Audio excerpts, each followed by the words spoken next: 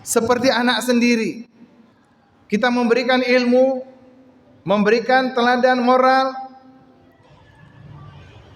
memberikan semangat agama, nilai-nilai spiritualitas di dalam dada anak. Tetapi sejak SD, saat ini, kalau dulu insya Allah tidak berat seperti itu. Tapi sekarang ini anak SD, walaupun di sekolah tidak ada HP, pulang ke rumah sudah ada HP dikasih sama ayah bunda satu seorang. Dan HP-nya harus canggih lagi. Jadi sekarang usia SD sudah kejar-kejaran antara memasukkan nilai-nilai positif dengan nilai-nilai negatif yang anak ambil dalam media sosial. Ini realitas hari ini, hadirin yang berbahagia.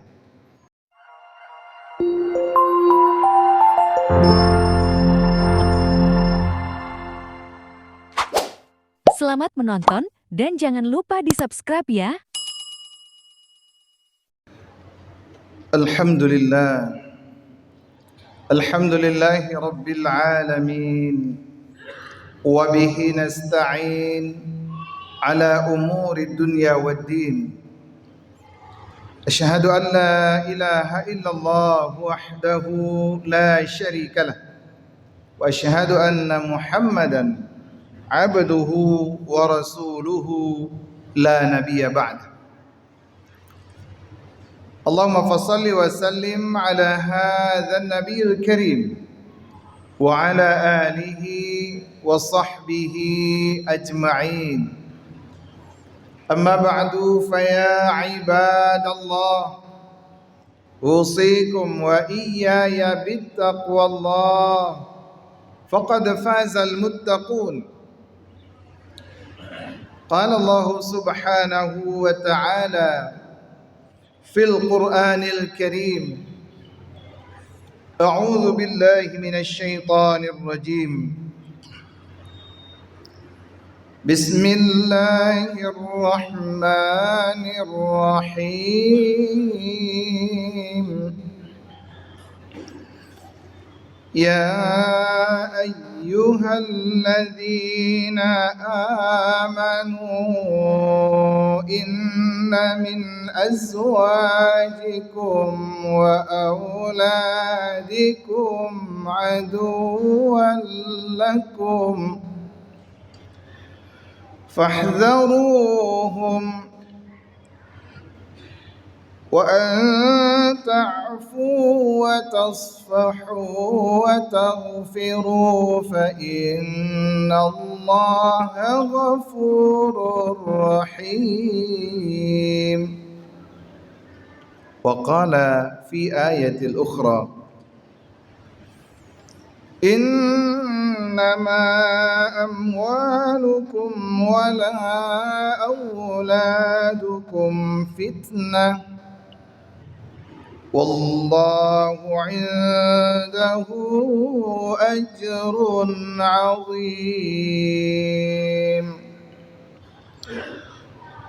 Sadaqallahul azim. Sidang jamaah Jumat yang dirahmati Allah subhanahu wa ta'ala, izinkan khatib mengajak kita semua pada kesempatan pertama kita meningkatkan syukur kita kepada Allah subhanahu wa ta'ala. Sampai detik ini cinta dan kasih sayang Allah tidaklah pernah pudar kepada kita. Nikmatnya mengalir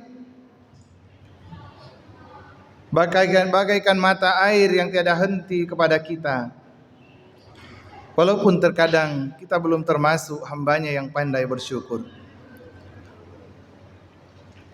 Marilah kita senantiasa memuji Allah, senantiasa meningkatkan ketakwaan kita kepada Allah, meningkatkan kualitas ibadah kita kepada Allah. Selanjutnya marilah kita bersalawat kepada Rasulullah sallallahu alaihi wasallam. Dengan tuntunan Rasul menjadi jelas dan terang kemana kita hendak tuju di dunia ini, dan apa pula target akhir kehidupan ini.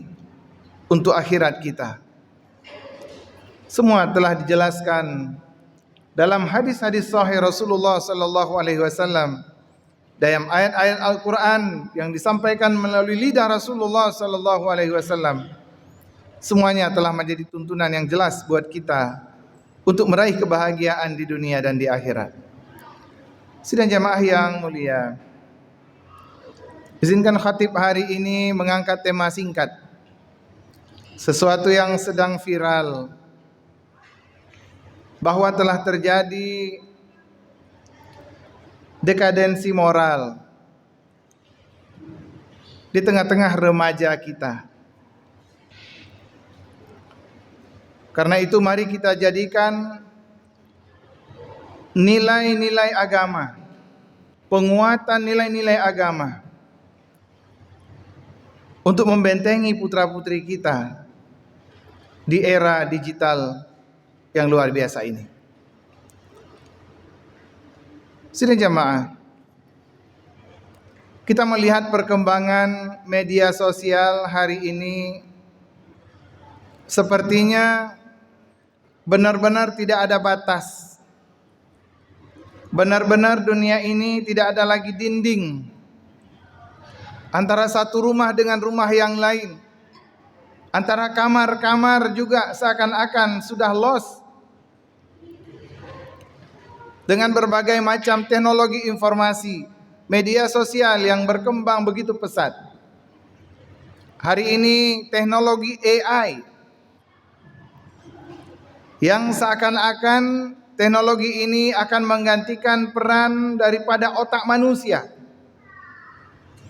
Lebih cerdas dia daripada kita. Di dalam otaknya AI itu, kalau kita bilang buku, ada jutaan buku di sana. Ada miliaran buku yang ada di dunia maya, semua ada dalam otak dia. Kata orang, dia tidak ada perasaan. Tetapi kalau kita buat dia berperasaan, maka dia akan berperasaan. Ini adalah inti daripada software saat ini yang digunakan oleh para ahli media sosial. Dan software itu nanti bisa ditanam di mana saja.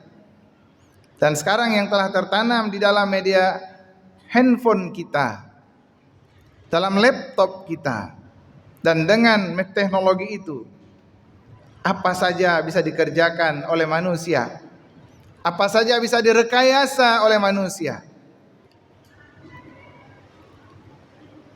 Belum lagi media online lainnya yang membuka tabir-tabir batas di antara kita. Sementara perkembangan pendidikan agama kepada anak-anak remaja kita ini saat ini sangat lemah. Kalau anak-anak TPA atau anak usia dini, ini terlihat pendidikan agama agak intensif.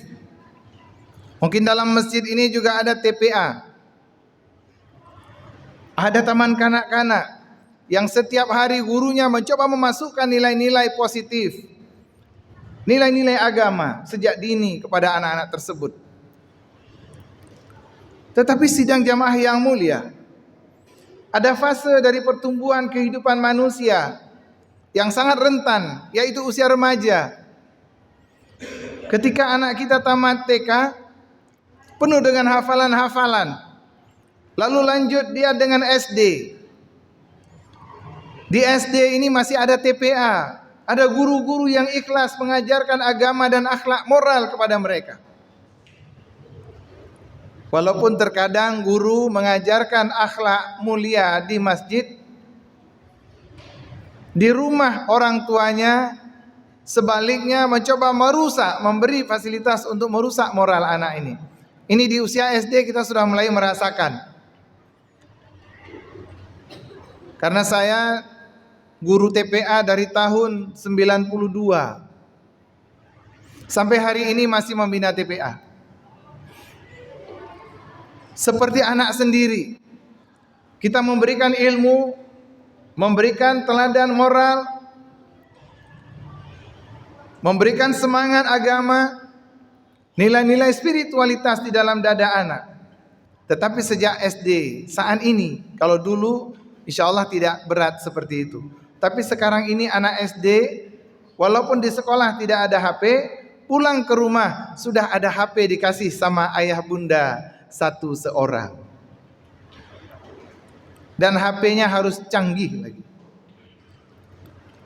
Jadi sekarang usia SD sudah kejar-kejaran antara memasukkan nilai-nilai positif dengan nilai-nilai negatif yang anak ambil dalam media sosial. Ini realitas hari ini, hadirin yang berbahagia. Sebuah kecemasan lagi ketika anak menginjak usia SMP. Ketika menginjak usia SMP, ini umumnya anak-anak sudah tidak mau lagi ngaji di TPA. Katanya badan dia sudah besar di tengah-tengah anak-anak kecil yang ada di TPA itu. Enggak mau juga lagi ke balai pengajian. Di situ banyak anak-anak Iqra' mah. Anak-anak Iqra' ya. Masa saya digabung-gabung dengan mereka? Hadirin, masa-masa pubertas ini membuat mereka melawan, membuat mereka mencari jati diri, membuat mereka ingin hidup dengan pola yang berbeda yang selama ini rutin diberikan nilai moral, pendidikan agama secara tradisional ini. Sementara di usia SMP ini kelas handphonenya mungkin sudah mulai berbeda, hadirin yang berbahagia. Harus ada AI-nya, harus ada mudah video call-nya, mudah Zoom-nya, mudah semua media harus bisa. Apalagi di sekolah juga sekarang harus menggunakan HP. Sidang jamaah yang mulia, terkadang kemudahan-kemudahan media ini yang sesungguhnya banyak sekali nilai positifnya, tetapi juga banyak sekali nilai negatifnya. Antara perkembangan teknologi ini dengan kesiapan kita memproteksi anak-anak kita terhadap dampak negatif yang ditimbulkan ini saat ini masih memiliki standar deviasi ini yang sangat besar. Jadi masih ada jarak, masih ada kebocoran. Kita belum mampu lagi memproteksi ini secara baik. Apalagi jamaah yang hadir di sini misalnya. Umumnya kita ini sudah golongan-golongan jadul. Kita golongan-golongan gaptek. Kalau lihat HP saja bingung kita. Apalagi aplikasi. Kalau bapak-bapak mau coba periksa HP anak, coba saya lihat. Itu semuanya ayat suci Al-Quran, Pak, kalau dibuka. Kalau ada yang lain-lain sudah dikunci sama dia, nggak tahu kita. Sebegitu hebatnya, mereka lebih hebat daripada kita.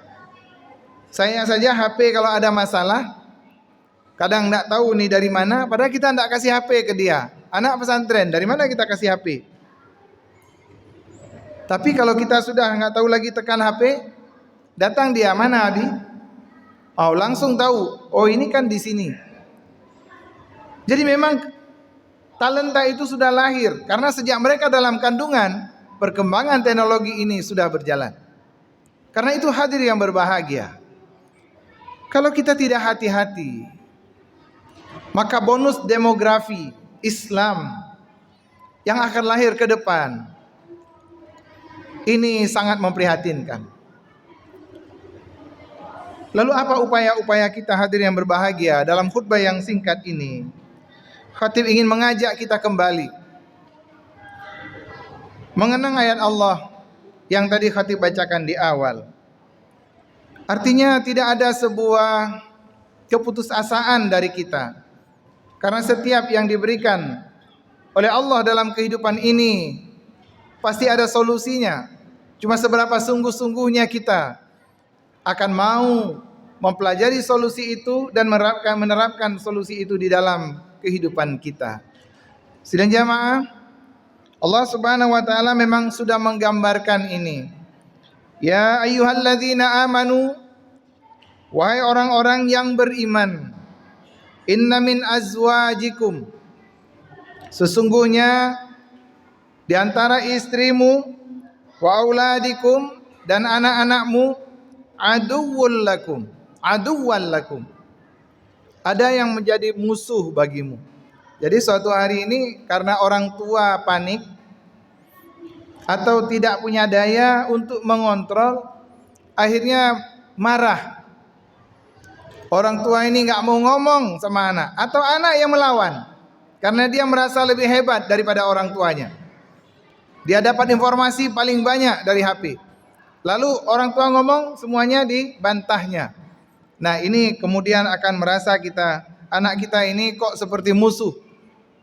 Apa yang diajarkan Allah Subhanahu wa taala, wa in ta'fu. Nah, kalau kamu memaafkannya. Jadi Allah tetap tidak menyuruh kita membangun front kepada anak kita. Tetapi tetap di depannya adalah seorang orang tua memberi kemaafan kepada anaknya, memandang anaknya dengan penuh kasih sayang. Wa tasfahu, dan memberi penjelasan, mengikhlaskan dengan baik penjelasan yang kita berikan kepada anak dengan hati. Wa taghfiru, dan mengampuni dia. Innallaha ghafurur rahim. Jadi jangan pula karena sudah begitu orang tua salah bersikap, kalau begitu dengan sikap yang keras, lalu anak kita itu akan benar-benar menjadi musuh bagi kita.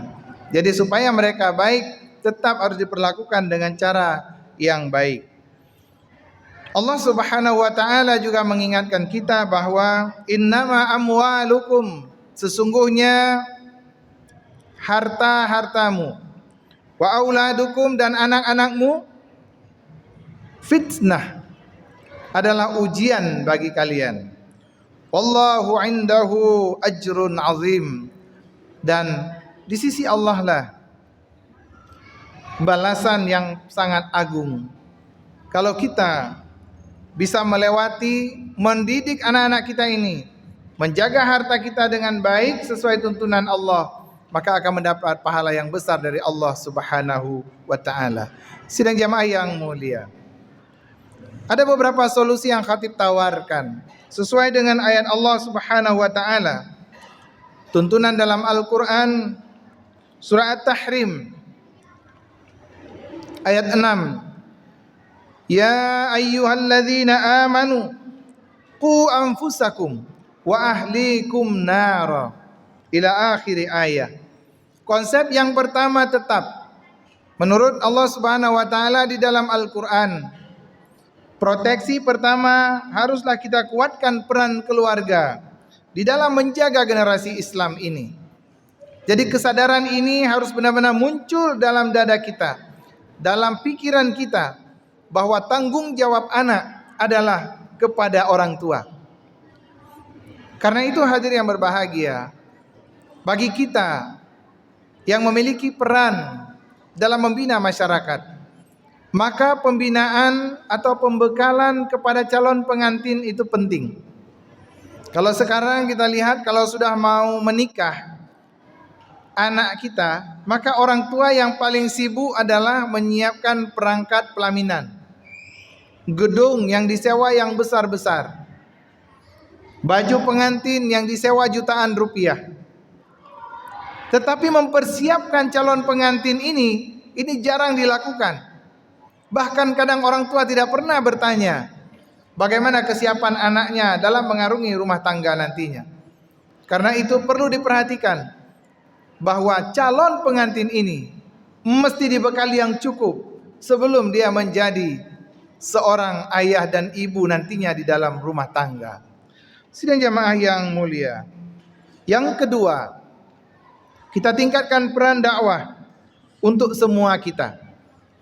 Jadi dakwah itu tidak hanya ustadz yang naik di mimbar lalu berceramah dengan ayat dan hadis, tetapi semua kita memiliki peran dakwah yang diberikan oleh Allah Subhanahu wa taala. Allah Subhanahu wa taala dalam surah Ali Imran ayat 104, wal takum minkum ummatun yad'una ilal khair wa ya'muruna bil ma'ruf wa yanhauna 'anil munkar wa ulaika humul muflihun. Allah Subhanahu wa taala berfirman, hendaklah ada segolongan umat di antara kalian yang menyeru kepada kebaikan, menyuruh yang ma'ruf dan melarang yang mungkar. Wa ulaika humul muflihun. Itulah golongan orang-orang yang menang di sisi Allah Subhanahu wa taala. Jadi peran kita, sebahagian yang kita sudah merasa mampu mendidik anak-anak kita, maka hendaklah kita bisa berfikir kepada kelompok-kelompok yang ada di sekitar kita atau masyarakat-masyarakat yang ada di sekitar kita untuk saling berbagi, termasuk pemerintahan daerah misalnya atau pemerintah kampung, bisa memastikan bahwa setiap calon pengantin misalnya itu sudah memiliki kemampuan yang cukup. Bukan hanya dipanggil di KUA beberapa hari saja. 1 kali pertemuan, 2 kali pertemuan sudah dianggap lulus. Bisa dia menuju jenjang rumah tangga. Tetapi mereka sesungguhnya belumlah cukup bekal untuk itu. Kalau kita lihat ibadah haji saja yang kita laksanakan beberapa hari saja, 42 hari. Kami melaksanakan manasik haji itu sampai 3 bulan.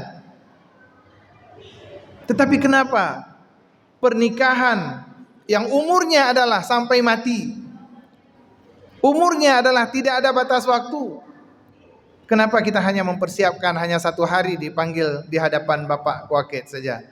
Kalau tidak lulus pun itu bapaknya pasti marah-marah datang ke kuaket. Kalau enggak jadi nikah maka akan ribut. Sidang jamaah yang mulia. Yang ketiga, ada peran pemerintah yang harus ditingkatkan di sana dengan sebuah kesadaran yang tinggi. Karena Allah Subhanahu wa taala, Rasulullah sallallahu alaihi wasallam dalam hadis yang diriwayatkan oleh Imam Muslim menyampaikan, man ra'a munkaran falyughayyirhu biyadihi. Barang siapa yang melihat kemungkaran, maka hendaklah ia mencegah dengan tangannya. Artinya, mencegah kemungkaran itu dibebankan pertama sekali adalah kepada pemerintah, kepada yang memiliki kekuasaan. Fa illam yastati' fa bilisani. Kalau tidak sanggup juga, maka hendaklah dia menyampaikan dengan lisannya. Inilah mungkin para dai yang selama ini terus menyampaikan ini sekuat tenaga supaya masuk ke dalam fikiran-fikiran masyarakat untuk mau mengikuti, mempersiapkan, menjaga keluarganya dari api neraka. Fa illam yastati' fa bilisani. Maka fa illam yastati' fa biqalbi. Kalau tidak sanggup juga maka dengan hati. Bagaimana dengan hati? Minimal kita tidak menyukai, tidak menyenangi apa yang telah terjadi pada generasi kita, sesuatu yang tidak baik. Wa adhaful iman wa dzalika adhaful iman. Yang demikian itu adalah serendah-rendah iman. Sidang jamaah yang mulia. Di sisi lain dalam hadis Rasulullah sallallahu alaihi wasallam juga disebutkan kullukum ra'in wa kullukum mas'ulun ar ra'iyati. Setiap kita ini adalah pemimpin minimal untuk keluarga dan diri kita sendiri. Dan setiap pemimpin ini nanti akan Allah mintakan pertanggungjawaban kepada kita semua.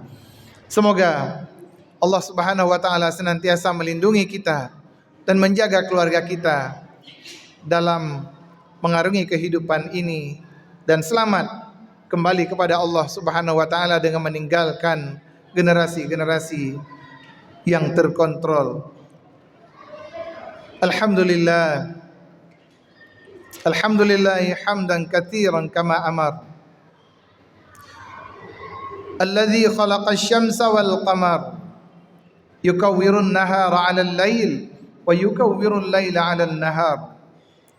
Asyhadu an la ilaha illallah wahdahu la syarika lah wa asyhadu anna Muhammadan 'abduhu wa rasuluhu la nabiyya ba'dah. Allahumma fassalli wa sallim 'ala hadzal nabiyil karim wa 'ala alihi wa sahbihi ajma'in. Amma ba'du fa ya 'ibadallah ittaqullaha haqqa tuqatih wa la tamutunna illa wa antum muslimun. Qala Allah subhanahu wa ta'ala fil Qur'anil Karim. A'udzu billahi minasy syaithanir rajim. Bismillahirrahmanirrahim. يا أيها الذين آمنوا قوا أنفسكم وأهليكم نارا إلى آخر آية. بارك الله لي ولكم في القرآن العظيم ونفعني وإياكم بما فيه من الآيات والذكر الحكيم وتقبل مني ومنكم تلاوته إنه هو الغفور الرحيم.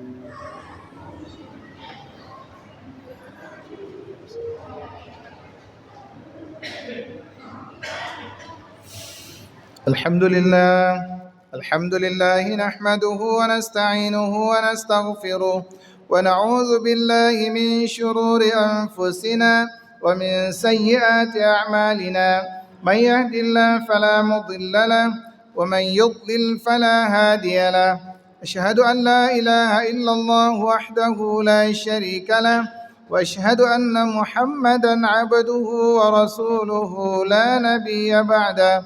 اللهم فصل وسلم على هذا النبي الكريم وعلى آله وصحبه أجمعين. أما بعد فيا عباد الله اتقوا الله حق تقاته ولا تموتن إلا وأنتم مسلمون. قال الله سبحانه وتعالى في القرآن الكريم: أعوذ بالله من الشيطان الرجيم. بسم الله الرحمن الرحيم.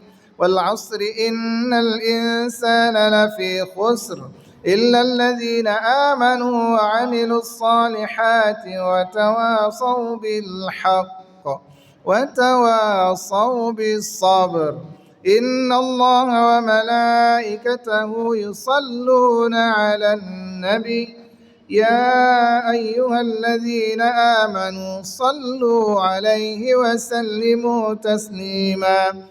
اللهم صل على محمد وعلى آل محمد كما صليت على إبراهيم وعلى آل إبراهيم في العالمين إنك حميد مجيد.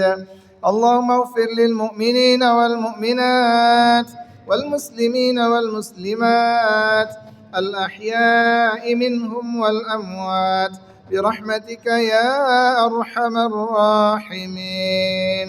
ربنا ظلمنا أنفسنا وإن لم تغفر لنا وترحمنا لنكونن من الخاسرين. ربنا آتنا في الدنيا حسنة وفي الآخرة حسنة وقنا عذاب النار. عباد الله، إن الله يأمر بالعدل والإحسان وإيتاء ذي القربى وينهى عن الفحشاء والمنكر والبغي يعظكم لعلكم تذكرون. فاذكروا الله العظيم يذكركم واسألوه من فضله يعطيكم ولذكر الله أكبر.